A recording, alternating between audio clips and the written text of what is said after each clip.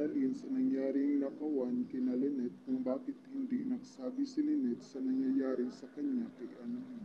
Nang sa ganun ay matulungan ito ni Annalyn.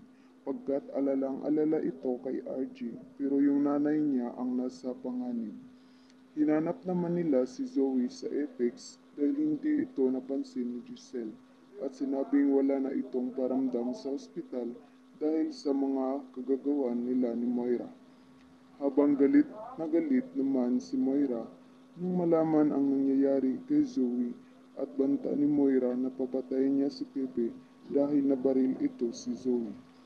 Nag-alala naman si Doc Ray na baka sakali na lumabas na naman ang mental health issue ni Zoe at nakakadagdag pa kay Zoe ang nangyayari sa pamilya nila at ang kailangan ni Zoe ay ang taong hindi nakakadagdag sa mental health issue niya.